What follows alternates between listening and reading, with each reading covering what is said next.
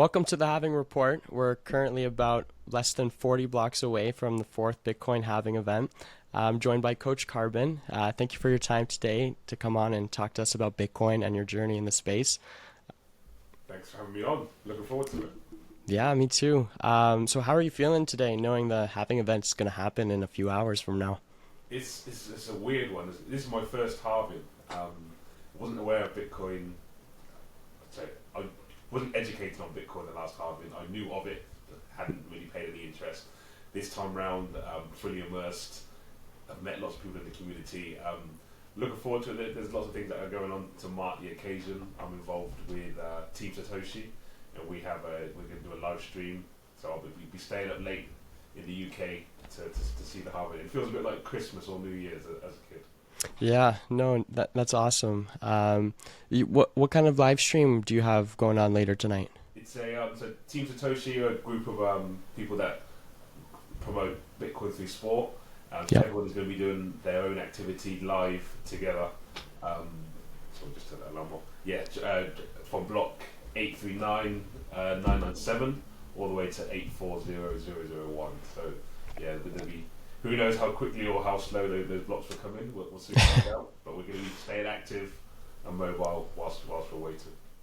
That's awesome. That's awesome. I noticed you had reposted like an account recently, Bitcoin Olympics. Is that similar? Yeah, so sorry, Bitcoin Olympics is from the group that Team Satoshi. So I think last halving they did an event that they streamed live over the halving, so they're doing the same this time around. But yeah, this time it's called Bitcoin Olympics, the Halving Games. Cool, cool. Are you doing anything special for it? Are you performing, doing anything? I was either going to do some fitness, some strength stuff, or maybe get a football. I think I might mix the two because we don't know how long it'll be going on for. I might have to mix it up. I might get fatigued if I do one exercise for too long. Nice, nice. That was actually I was gonna ask you too. Do you call it? Do you say football or do you call it soccer? I'm football. Nice, nice. Um, Awesome. What initially got you into Bitcoin? How has your perspective changed or evolved over time?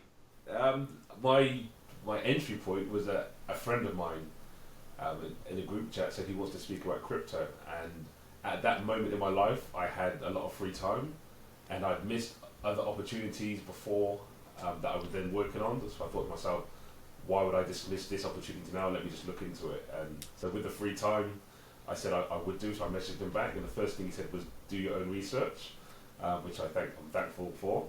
So I did a month deep dive of reading, listening, watching YouTube videos, and by the end of the month, my mind was blown. I was like, "Why is everyone not talking about Bitcoin? Bitcoin's the thing that's gonna save humanity." Definitely, definitely, and yeah, no, that's a good do your own research because um, somebody else telling you about Bitcoin, it's maybe a lot to take in at once. You really have to go look into it for yourself to make up your own mind about it. Um, so I know you have the Bitballers group, and you're doing a lot in the space right now to help educate others about Bitcoin and health, other things. Can you tell me a bit about the things that you're working on in the space at the moment, and what you're maybe looking to do in the space? Yeah, Bitcoin Borders Academy, my passion project. Started that in 2021, block height 680005. So, Nice. ironically, on Sunday we celebrate 3 years of Bitcoin Borders. So, I was hoping the halving would take a bit longer and fall on the same day. But yeah, it looks like we're just a day behind. But so celebrating this weekend the halving, also 3 years of Bitcoin Borders. You mentioned about people having to find their own way of Bitcoin. I see my project as a way of helping people.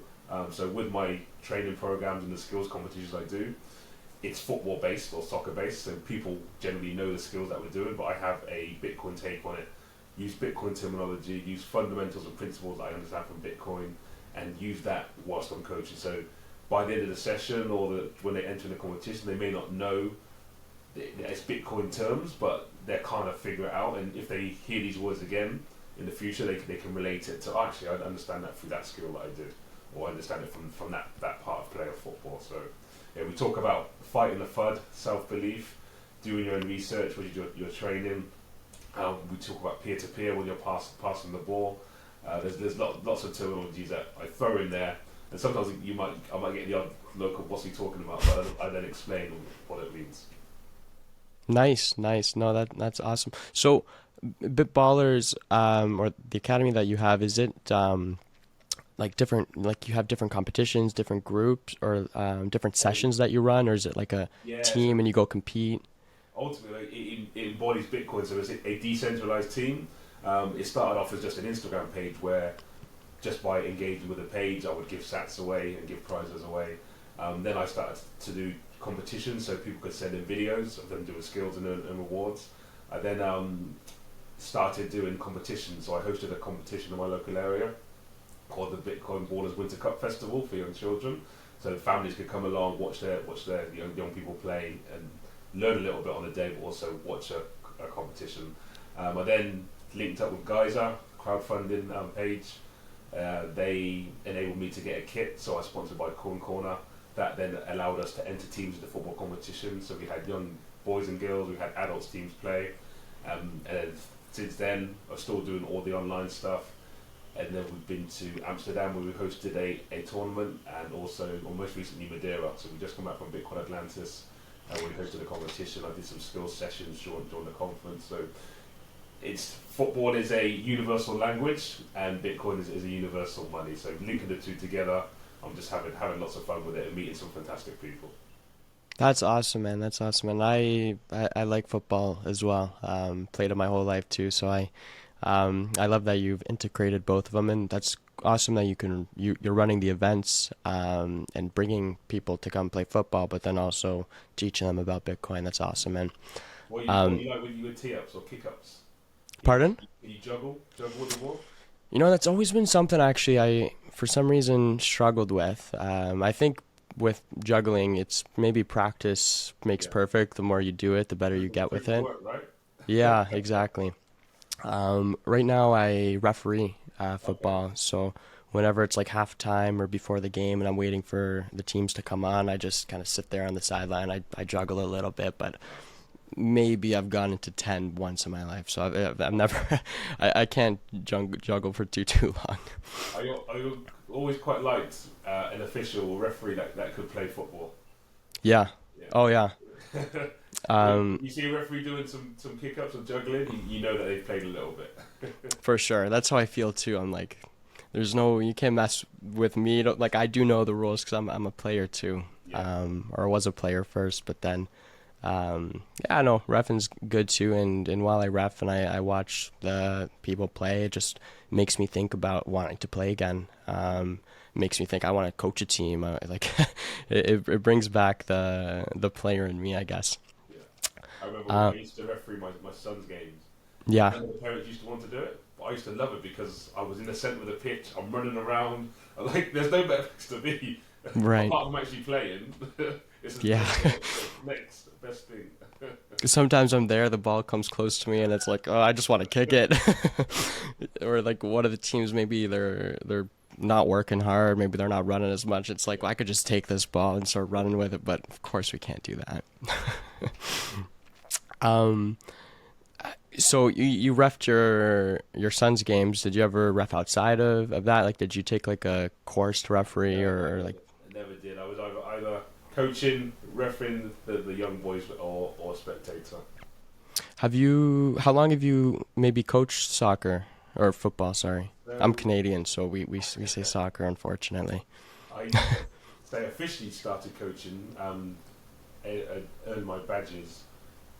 Must have been nearly 10 years ago now, and it was literally because my son's team needed another coach, and so I offered to go on a course and did that for a few years. And he got signed by an academy, Oh, but wow, I couldn't continue anymore because I was taking him to training 3 4 times a week, and then got back into coaching a couple of years ago.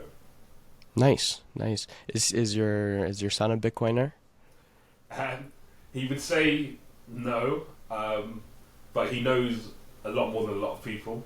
For sure. I did a post today to say I I feel like I've learned a lot. I know there's still a lot that I don't know, and I'm still learning. But I know a lot more than say 99% of the rest of the world. And my son, my daughter, my wife, they're within that ilk. They understand what Bitcoin is. They know how it works to a certain degree. So they would say they're not Bitcoiners, but I would say they're half orange pilled. Yeah, I feel you. I feel you. Family is they hear you all the time, maybe talking about it, and you think that eventually they're gonna get it for themselves. They're gonna hopefully one day get it for themselves. So I hope they do that too. Um, so, what do you see as the most significant advantages of Bitcoin compared to traditional fiat currencies or other cryptocurrencies? The freedom to transact. Um, I grew up thinking there's something that wasn't quite right in the world.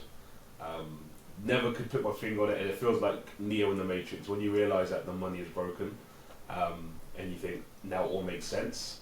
The penny drops. Is like, yeah, this is it. This is how we free the world, how we fix the money, how we fix the world. So by fixing the money. So yeah, the freedom to transact peer to peer, it just opens up a whole another level of engagement, of communication between human beings, and we've come to believe that the state, government, banks control or should be able to control, and that's not how it should be. Especially not in this digital age where we are one once removed from each other in terms of how we can communicate. So there should not be third parties dictating who and when we can transact. Right, they kind of like just tell us what we should be using and expect us to not maybe ask questions or try to find a better way. And to be fair, it's worked well for them for a while. Yeah, exactly. People are waking up. People are realizing that the world is the way it is because the money is broken. And I think most people know something's wrong. Most people know that there's something out there that just isn't quite right, but I guess 1% or sorry, 99% of the world hasn't found Bitcoin yet, unfortunately. So we're still early. And I like that you used the matrix terms there, and it's Neo wake up. I think I just made a post about that too. I was like Neo wake up or something. But that's how I feel even when I'm talking to others that aren't in Bitcoin yet or haven't heard about Bitcoin. It feels like you're helping them maybe unplug from the system, Yeah. helping people wake up. So that's good. You're on Twitter and X. You might have mentioned you started as an Instagram page. Yes, that's right. But what other, can you tell me a bit about the other platforms that you're on right now? Yeah. Like a true Bitcoiner, probably too many. So Yeah. Instagram, X or Twitter, LinkedIn, Damus, Nice. Telegram. It's funny because around 6 years ago, I didn't do social media. I had a Twitter account from 2012, didn't really use it, it went away. I kick myself now because if I would have stayed on, maybe I would have found Bitcoin Twitter a lot Yeah. earlier than what I did. But in around 2018, I got onto social media for work. I was into network marketing, and that kind of took off. So I was on a few platforms, and then when I found Bitcoin Twitter, I was like, whoa! And then obviously we had all the other platforms that people use, Signal, Telegram, and then most recently we're using Nostra. So I probably spread myself too thinly. But what I would like is a world where we are all on Nostra, all on different relays, but being able to communicate with each other, so you haven't got to keep checking and opening different apps up. So I think we need to be the flag bearers, the pioneers, in using those platforms and using those relays, and try and get people to migrate, because 10 apps that you're checking in, and it's not even just being on these apps, it's reposting the same stuff in different what's the word I'm looking for? You're changing the design slightly, but each time the format. So you're playing with the format to suit each platform, but it's the same content. it's very time consuming. Some might say a waste of time. I think it's good to, because you know what, there's so many different people that are using different platforms, right? And like even a lot of the people I know, maybe 1 out of 10 people is on X or is on Twitter. So most people on Bitcoin Twitter, or most people on Twitter that you see, you don't maybe know a lot of them personally, but again, so many other people are on Instagram or are on Facebook or on even TikTok or these other Telegram I'm other. obsessed with TikTok. Are you on TikTok? Yeah. You know what? I feel like you would have good content for TikTok. It's like the skills that you might show off. Like I feel like that's good for the TikTok format. Well, Um, I say the skills that I show off. It's the ballers that are doing the skills. But a bit like you, I probably didn't spend enough time juggling when I was a kid. I could juggle to a degree, and I have some skills, but in this modern age, I'll probably be looked at a bit like people look at Bitcoin as boomer tech. They might look at my skills as boomer skills. yeah, no, that's funny. I've never been able to juggle, and I played for a long time. And then there's even like kids maybe I used to go to school with, and they would just pick up juggling like that, and like they would just juggle for fun, and I'm like they're not jealous, but I'm like, what the hell? How can how are they juggling so easily? I guess I just wasn't given that skill, but it's skills that we can work on, just like anything. Yeah. Um, what so Noster or Damus, I think it's kind of like joining Twitter maybe back in 2012. It's very early for that platform, so if you do keep it up on that platform too, you won't be kicking yourself in the foot this time because you'll be like, you know what, I did get in when I could, and um, because it's a decentralized platform, I think that's where social media needs to go to um, take that corruption maybe out of a social media platform because there's definitely a lot of that these days. Um, volatility is a consistent characteristic of Bitcoin's price in terms of fiat. How do you perceive the volatility, and what do you think are its implications for Bitcoin's adoption as a mainstream currency? It definitely tests your conviction and your belief. But when you understand Bitcoin, you accept it. You kind of become zen with volatility. And I'm not going to lie. So when I speak with people, I tend not to speak about price action or exchange rate. Obviously, that's what people speak about a lot. But I like to speak about the technology and what it means for humanity. But yeah, that's for adoption. That's going to be, I say, an issue on the downside. On the upside, it's going to be an easy sell. Bitcoin's going up, get involved, learn about it. When it's down, that's when people are going to become bearish and say, well, why would I want to own that, or why would I want to spend time on that? But it's a conversation. Gold, that has been quite stable.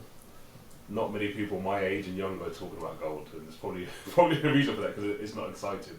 Bitcoin adds some excitement to it with the volatility, so that may be a benefit, a feature, not a bug, as they say. Nice. How do you feel about the recent ETF approvals with BlackRock and all these major funds now starting to get into and adopt Bitcoin and even teach about Bitcoin? It adds some legitimacy. So when us, I say, plebs are having conversations, we can direct and say what these institutions are buying. I don't want to say it's great for Bitcoin because I would like mass adoption at the grassroots level first, but people have had 15 years to learn about Bitcoin. You're going to get Bitcoin or understand Bitcoin at the price you deserve. Right. We are doing our part of orange pilling, educating, but we can't save everybody. And if it takes BlackRock and other companies or other institutions to buy lots of Bitcoin, take it off the market for people to then realize actually we need to look into this, and that's what may have to happen. But in the meantime, we do what we can. For sure. Regulation and legal status vary widely across different countries regarding Bitcoin. How do you think regulatory developments might impact the future for Bitcoin adoption? Well, people are going to go where they're treated best. Bitcoin is already eyeing up certain jurisdictions and countries. Game theory in action. There will be a talent and brain drain from jurisdictions that aren't favourable or aren't looking kindly on Bitcoin, and they find it the hard way. And we've seen it happen in real time. El Salvador, the change that's happened for the country, not just by adopting Bitcoin, but the talent that it's attracting, the companies that go in there. the lifestyle of the people. Yeah, that's the blueprint or orange print as we can say. So I think other countries are going to follow suit, and if they don't, they get left behind. For sure, and so the countries that adopt it will maybe do better than the other countries, and then Bitcoin's not only just what it is, but it's also a mindset. So it helps. It's there's so much education that comes with Bitcoin. So when you adopt it and you maybe teach that at your schools, you start to really teach your students about a lot of different things: politics, history of money, and we all should strive for a bunch of a population of fully educated people. And of course, there's so much more to learn. We're learning every day, but you can never stop learning. So I think Bitcoin is a good avenue for that too. Decentralization is a part of Bitcoin's philosophy. How important do you believe decentralization is for the future of finance? And do you see any challenges maintaining it? If you'd have asked me this question probably 4 or 5 years ago, I'd have no idea what you're talking about. But in lots of walks of life, decentralization, it matters. There should not be one point of failure or one point of attack, and not one just point of control. So yeah, having a decentralized network, people are incentivized to be good actors. Bad actors get found out, and it may not be straight away. It may take a few years, may take a couple of cycles, but eventually the network will soon seek them out and find and turf them out. So yeah, keeping it as decentralized as possible is the way forward. And I know there are a lot of Bitcoiners that promote that. There are some that talk about maybe having different layers that don't seem so centralized, but I think the network is strong enough now that it will continue to grow and stay decentralized. But again, it's back to the education. This is our best hope. I can't see anything else that all has the potential to help humanity. And if we effort up, then that just goes to show that maybe humans weren't worthy of inheriting the earth. Definitely well said. Some people advocate Bitcoin as a hedge against inflation and economic uncertainty. How do you view Bitcoin's role in an investment portfolio, particularly in times of economic turmoil, like when COVID happened, or with what's happening in the Middle East right now, or the war with Ukraine and Russia? Well, ultimately it's the same as technology. You're transporting your energy into the future. Whether you want to say it's money for me is my time and energy. So yeah, you're transporting it in the future, and try not to let it get debased as it does with modern currencies or with fiat currencies. So as an inflation hedge, I would say definitely, but people will look at it in short time spans and they'll say, well, if you look, we're going back maybe 6 months, well, it's a rubbish inflation hedge because it's gone down maybe 50% since its all-time high. But yeah, we're not talking about 1 year or 2 years. We're talking about long term in the future, maybe 10, 15, 20 years in the future. So that's your scale, your window that you're looking at. We live in a world of fast money, so we have shorter time frames that we look at. I noticed that like everybody that posts and they're maybe on the opposite side and they say that it's not a hedge against inflation, they always post the daily chart or they always post like a 5 week chart and they're like, you see, it doesn't do well when something happens. And then it's like, just zoom out a little bit and you'll see where we have been. You know what? The market's... That counteracts their argument. So most recently in the news when Iran attacked Israel, Yep. Bitcoin was the only market that was open. It was a liquid market. So where else are people going to get funds for or release funds? So it goes to show that Bitcoin is working how it's meant to work. It's a For sure. very valuable asset. And even last night, like there was a response from Israel, and I think Bitcoin and the price of fiat, because of course 1 Bitcoin equals 1 Bitcoin, but in the price of fiat, it went down pretty quickly from I think around 63,000 in USD to 59,000. It went down to, but then we're back up today to 64,000. So just goes down and back up, and probably like you said, it's the only market that's open at the moment. And then in times of war too, that's when they start just printing a bunch of money, so they can't print more bitcoins. Bitcoin.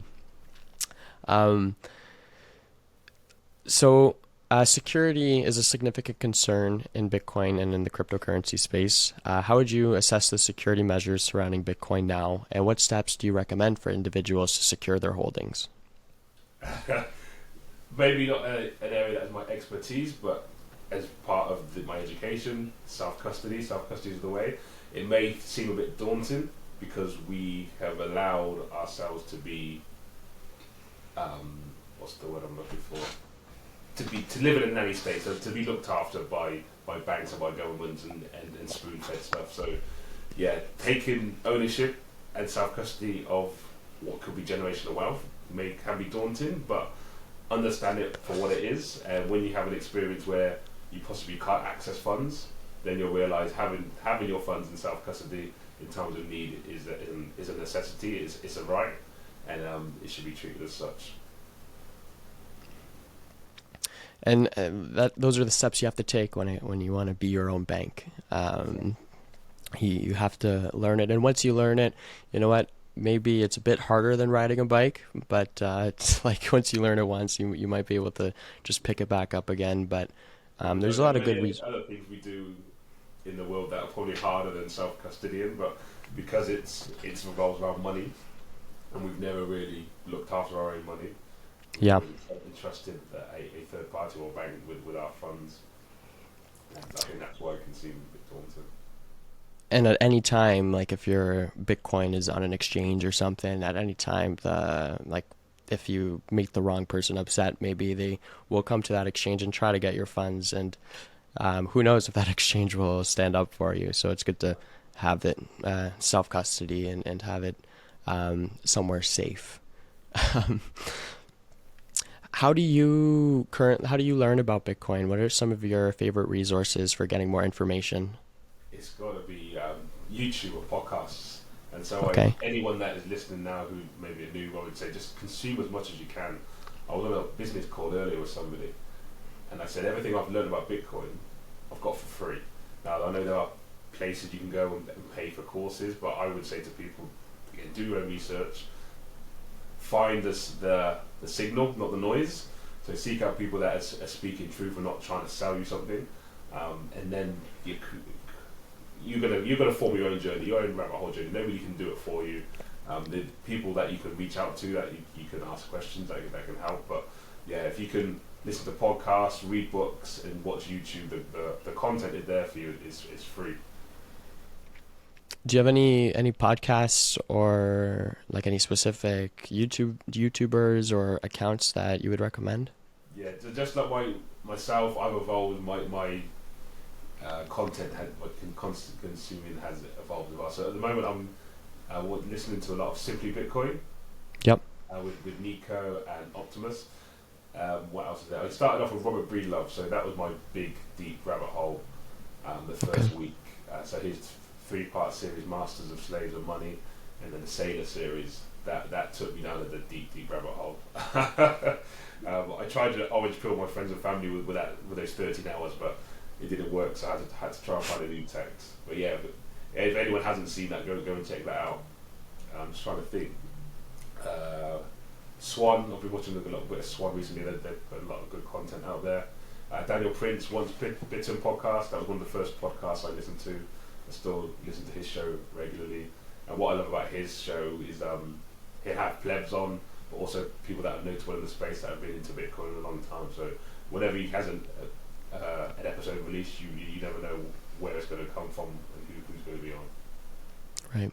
And everybody has a different background. Everybody comes from a different, I guess, background, and everybody has a different story. Um, so it's interesting all the different types of people that we have in the Bitcoin space. There's a lot to learn from everybody. Definitely. A shared belief and understanding about something, but yeah, with different approaches to it, and that's what I love in terms of seeing people being creative and expressing their passions with Bitcoin. There's incredible things are happening, and it's crazy to see I think we have no idea. So the halving's coming up. There are some people that do not care one iota about what the halving is. I'm hoping next cycle they'll get to appreciate, like a bit like me last time. I had no idea what the halving was and couldn't care less. But now it's what it encompasses, what it means for us as a community. It's just another step, obviously, in the time chain. 99.999% uptime. Long may it continue. The halving, it just means, or now when you're talking to somebody, or you're talking to maybe somebody who isn't orange pilled yet about Bitcoin and about the halving, you get to say that all these companies in the world, all these individual miners in the world, are all now competing for 3.125 Bitcoin. And that's pretty insane. That's a lot of energy and time and maybe money that goes into looking for that that next block reward. So that's another way to kind of now allow people to realize how valuable Bitcoin really is. Looking ahead, the Bitcoin halving is later today. What developments or milestones do you anticipate we reach for Bitcoin in the next few years? I'm a big not adopter. What's the word I'm looking for? I would like to see more adoption.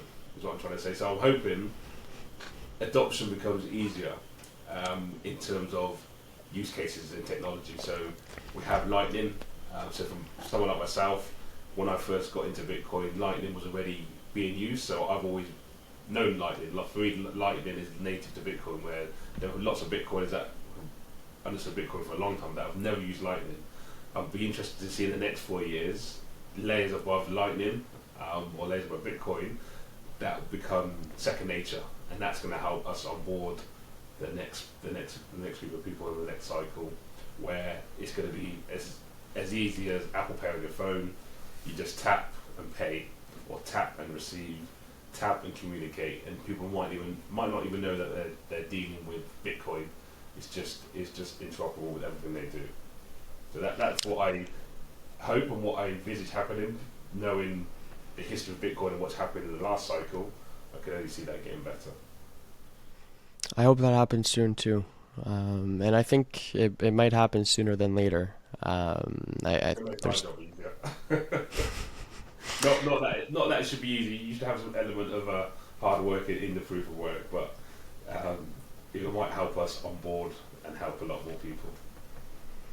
Well, I think most of the people that maybe would put in that hard work to learn themselves, to really find out everything there is to know, and again, there's so much to know, but everybody that wanted to really take the deep dive into Bitcoin, most of those people probably have already found Bitcoin or are on the verge of finding it. So it is important to have that next step be where it's very easy for the other person that maybe hasn't gotten into Bitcoin yet to be able to get into it or understand it at like their fingertips. And that social media is helping with that probably a lot too now.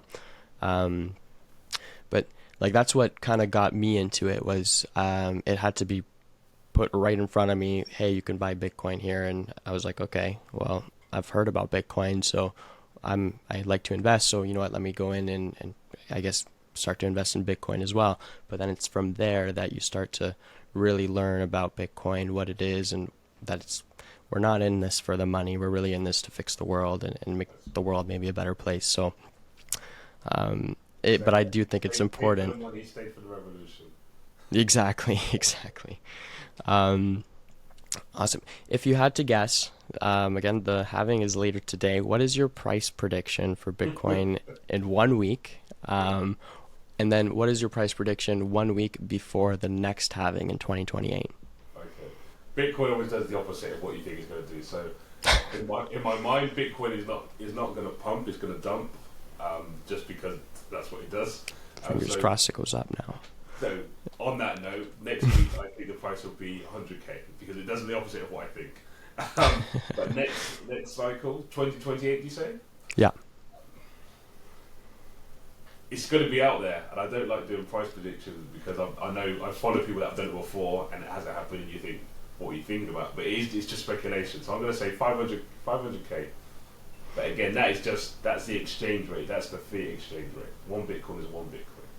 Right, right. No, that's awesome. I like that. And it is tough to give a price prediction because you don't want to be too bullish. You do want to kind of stay conservative. And then why so bearish? But then you talk to other people and they're all so bullish too, and you're like, oh, you know what? I'm just as bullish, to be honest. Um, But as Sailor says, all your models are broken. So that these numbers they're not being plucked out of thin air. They're being put out there by looking at past cycles. Now there is a big range that people are working with, but who's to say that this next cycle will match any other cycle? We don't know. right. I know you have an event planned tonight. I was gonna ask, have you done anything else for the halving? Have you had gone into any other events for the halving? Do you have anything else planned for this halving? I do have actually I have a tournament planned to celebrate the Halving and Bitcoin Wallet's third birthday.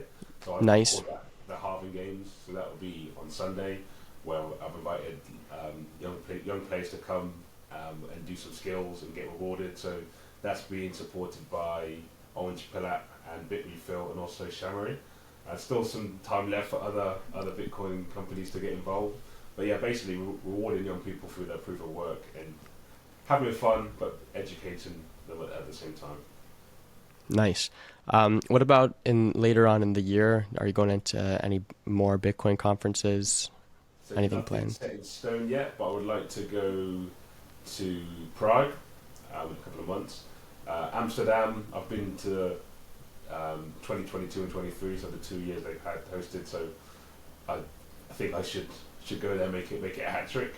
But also, I would like to go to Dubai. Dubai having Oasis, Dubai Oasis, having Bitcoin Oasis in Dubai, having their second conference. So they had one in February, and they're hosting another one in October. I think I'm allowed to announce that. I'm sure they've announced it themselves. And then also Bitcoin Africa, which I think is in Kenya this year in December. So there's many more that I've probably forgotten to mention, but those are the ones that are in the forefront of my mind that I'm thinking I would like to get to. Nice. That's awesome. How about yourself? I'm hoping to go to the one in Montreal. There's a Canadian Bitcoin conference in May. Also hoping to maybe go to Unconfiscatable in August of this year. But I would love to go to them all, to be honest, if I could. There's just so many people to meet. There's so many different stories to hear. There's so many people that you can maybe network and I guess get to work on something together with them. So I think it's important to meet your fellow Bitcoin community because it lets you know that you're not alone out there with your Yeah, thoughts. it's nice to just have conversations with, I say, like-minded people or people that have a similar understanding and perhaps learn from them that they can learn from you. I had a thought actually yesterday. If I'd understood Bitcoin at the same time but hadn't reached out to anyone, how would my life be? And not to say I would go crazy, but I think life would be a lot tougher to be alone with your thoughts and not have people that you could just speak with. Bitcoin Twitter, I think, is a place of solace where you can just vent. And I said to Daniel Prince once, sometimes it feels like we're in an echo chamber. And he said, yeah, but in this echo chamber, the echoes make sense. It's also a space actually where you get challenged. Like if you do post something, maybe you could say absurd, or if you do post something that's like a different view from somebody else, at least there are like Bitcoiners will challenge you. And I think that's what's good about the space is we don't just hear one thing and then go with it. Like you do get challenged and it allows you to maybe grow your thoughts a little bit more, grow your arguments more. And it can be something so simple as well. So I did a tweet today. It was a quote tweet. Someone showed the printing press, Yep. the money printer in the States, how they make the dollar. So I quote tweeted and said, "Fiat money not worth the paper it's printed on." And somebody Right. came back and said, "Actually, it only costs 1 cent, so it's a 1% cost." Like, to be fair, you're right, smarty pants. I was being flippant when I made the post, but yeah, I understand what you're saying. I wasn't quite right in my comment.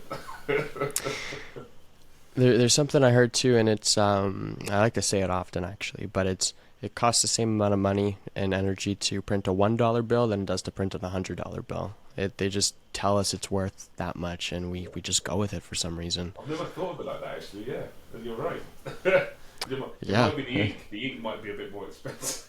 maybe I think on the $100 bill, like at least the American one, maybe they have like a blue label on it or something. Maybe that gives it the extra spark, but to make it $199 more valuable than the other one, there's you're gonna have to convince me, and it's gonna have to be a very good argument to convince me that it's worth what you say it is.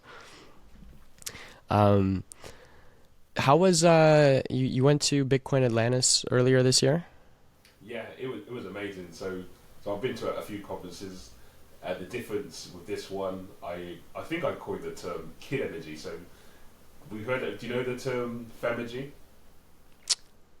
So No. femagy came from Big Ken Energy, Kenergy, which is Okay. Margot Robbie when she made the film Barbie. She was Right. asked who was a Ken, and she said, "Oh, a Ken is like when my husband speaks to his friends and they talk about Bitcoin." And Yeah, so I saw people that. people call the term Big Ken Energy. So I think from then people then talk about women in Bitcoin, Femagy, and then when we went to Madeira, we had Femagy. There was lots of families there, and I said there was lots of kidagy as well. So Hmm. that was a difference I've experienced from other conferences, having the families, and I'm going to say the women because there were more women. There are women in Bitcoin, but generally what I've found is the women are the males seem to be the orange pillar dominantly, and then the Right. white or the family will come along. But there were lots of women that had bought their husbands. Their husbands for the first time were seeing Oh the wow. Bitcoin community, so that was good to see. But just having the young people, so you had teenagers, babies, and young kids there interacting with Bitcoin in terms of using their Sats cards, their Lightning wallet, playing games, learning, painting. It was all going on, and the fact that it was in a football stadium on an island with the sun shining, and you could see the sea. It was like everything just came together. And I think I made it extra special. Wow, that's awesome. I wish I could have went. Um, and I wish I can go to all of them, and I hope one day I will be going to all of them. Yeah. Um, I said to somebody, it was like the circus. So people were there, and then you pack up and you go along. Some people are going with the next conference. So some people went straight away to El Salvador, waiting for the Harvard okay. party, and then some people have gone from there to Warsaw for Bitcoin Film Fest. And yeah, that'd be a nice goal, I think, just to follow the conferences around. For sure. And you make friends at one, and then you see them in the next place. I can imagine. No, that's awesome. Um, we we covered a lot, and I know that there's probably a lot more to cover. I'd love to have you back on in maybe a few months or in a year to talk about any new developments, new things that you're doing in the space as well. But what is the message that you might have for people who have not yet found Bitcoin and you would want to help on board or Orange Pill? So if you're on the cusp, I would say reach out, try and find people that are around you. Orange Pill app is great for that. So Orange Pill app is a networking app. It's not a dating app. You can use it as a dating app if you like, but you can find Bitcoiners that are close to you, and then reach out and start a conversation. Perhaps you can maybe meet up. But yeah, do that. Learn. Like I said, read, watch, listen, but also just try and find your passion. So I have a talk that I'm doing at the moment. I delivered it in Madeira and also Carlton FC, which are a football club in the UK. And I talk about using your passion, aligning it with Bitcoin, and finding out what your incentive structures are. So align your passion with your incentives, use Bitcoin, and amazing things are going to happen. So I can't take credit for that quote. That was Aaron Dawn, who's a hairdresser in the UK. But yeah, he said, align your passion with your incentives with Bitcoin, and amazing things happen. I love that. That's a good quote. Um, and you know what? We have a Bitcoin meetup that happens locally or where I am, Niagara Falls area in Canada, um, every month. And there is a couple guys that have found us through the Orange Pill app. So it's definitely It good. And works. It does work. it works. It works. Yeah. And what Uh, the amazing thing is, I experienced it in Madeira, is when you're around other Bitcoiners at events. So normally when I look at mine, there's somebody 5 and then 10 and then 20 and then 50 miles away. In Madeira, like everybody's here. Everybody's here. There's so many Bitcoiners. That was That's good to awesome. see. Good. Well, Coach Carbon, it's been a pleasure learning a bit about you and your journey into Bitcoin. Thank you again for your time today, and looking forward to maybe doing it again. And happy Bitcoin Halving Day. And to you.